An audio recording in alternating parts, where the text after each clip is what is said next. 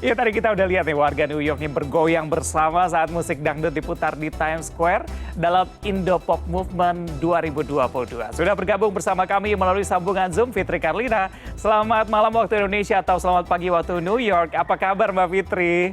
Wow, alhamdulillah baik Mas Reza. Alhamdulillah baik ya. Luar biasa ini pagi di New York. Masih pagi di sana ya. Tadi kita sudah lihat nih video ada orang Amerika yang joget bersama-sama di Times Square. Seru banget melihatnya. Bisa diceritain sedikit nggak soal Indo Pop Movement 2022 ini? Ya, jadi Indo Pop Movement itu adalah event promosi budaya Indonesia yang mengharapkan budaya Indonesia itu bisa mainstream di Amerika khususnya, dan kita berharap dunia ya. Kenapa dunia? Karena kita memang memilih kota New York untuk menggelar acara ini. New York itu kan pusat budaya dunia. Semua ras masyarakat dari seluruh dunia kan berkumpulnya di kota New York. Apalagi ini di Times Square, jantung kota New York. Jadi kita berharap agar budaya Indonesia baik dari musik, dari fashion, dari kuliner, showbiznya, tari-tariannya itu bisa diangkat dan diberikan panggung yang prestisius kayak gitu. Oke, supaya mereka juga terbiasa dengan budaya kita begitu ya. Jadi Betul. betul. Nah ini bisa dibilang kalau Indo Pop Movement ini sejalan dengan Dangdut Cafe di New York yang punya Mbak juga gitu ya? Iya, jadi masih berhubungan dengan Cafe Dangdut New York karena kebetulan memang founder dari event ini ya para founder dari Cafe Dangdut New York. Jadi ada Mbak Dina Fatima, ada Mas Romi Sembiring, itu diaspora yang sudah berada di New York, dan saya diminta untuk menjadi perwakilan dari Indonesia. Karena untuk menjembatani dengan teman-teman artis yang ada di Indonesia dan juga dengan budayawan atau seniman dan desainer yang ada di Indonesia. Untuk kita angkat, kita perkenalkan kepada dunia melalui Indo Pop Movement Times Square New York. Dan kita sih berharap acara Indo Pop Movement ini menjadi acara tahunan Indonesia ya. Dan itu kita memang sengaja milih Times Square. Sekalian jenguk bisnis Cafe Dangdut New York sih juga di sini. Jadi mohon doanya.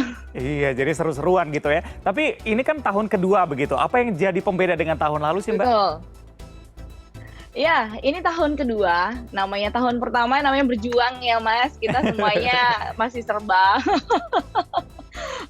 militan gitu. Alhamdulillah tahun kedua ini better karena bersyukur banget kita bisa mengajak kolaborasi tidak hanya dangdut tapi juga bisa mengajak The Massive Band, kemudian Vicky Shu, dan desainer-desainer kenamaan yang lainnya tahun ini. Ada Hijab Sabin, ada Sroja, kemudian Janin Cahyawati, ex Cherry, kemudian ada Paula Edpam.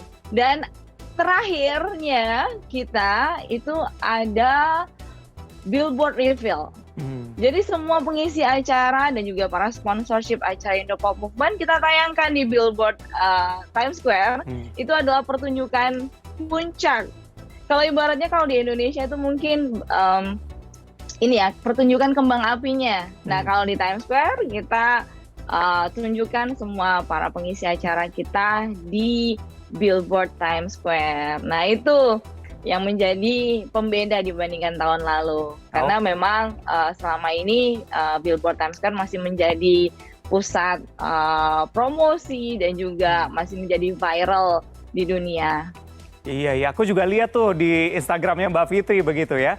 Ada ditampilin di sana di Billboard gitu. Tapi dari Instagram juga aku lihat ada beberapa lagu yang dinyanyiin. Ada Cendol Dawet yang bule sampai ikutan naik ke panggung, joget gitu ya. IC Teru ada juga yang dari Wali sampai Ojo Dibandingke. Nah lagu mana yang paling pecah di sana Mbak? Ya, kalau yang paling pecah yang pastinya Harga Diriku. Itu karena iramanya dance dude ya. Betul. Itu karena kan masih apa ya, tidak awam gitu, maksudnya dengan tidak asing dengan penikmat local people di sana karena kan basicnya EDM cuma di mix dengan dude jadi dance dude gitu. Semuanya loncat-loncat bahkan aku masih merinding sih sampai sekarang, nggak nyangka bakal seperti ini karena aku tuh waktu sebelum show oke lah tahun lalu udah mulai pecah lah gitu, cuma apakah tahun ini masih bisa lebih pecah lagi? Apalagi dengan aku membawakan hampir semua genre turunan dangdut ya, dari mulai dangdut koplo, terus kemudian campur sari, dance dut, house music kayak gitu. Ternyata malah lebih pecah. Karena mungkin sekarang udah di Amerika udah mulai recover dari pandemi kan. Jadi semuanya tumpah ruah dan musik itu universal. Apalagi musik dangdut itu di Amerika menjadi sejajar dengan musik-musik genre lainnya. Karena mungkin kalau di Indonesia kan dangdut itu masih kayak dibilang musik marginal, musik kampungan dan ya musik rakyat lah. But di sini itu menjadi identitas masyarakat Indonesia. Jadi kan dangdut is the music of my country, dan it's true di sini benar-benar terbukti.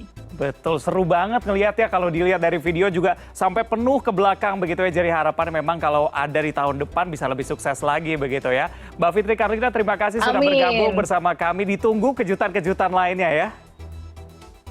Mohon doanya Mas Reza, kita masih punya ambisi untuk bisa mengajak The King of Dangdut Bang Haji Rhoma Irama untuk bisa tampil di Times Square. Ini sih bakal pecah banget sih. Pasti bakal pecah banget. Bisa dangdut goes to internasional. Betul, terima kasih Mbak Fitri sudah bergabung bersama kami di CNN Indonesia Connected. Selamat malam. Selamat malam.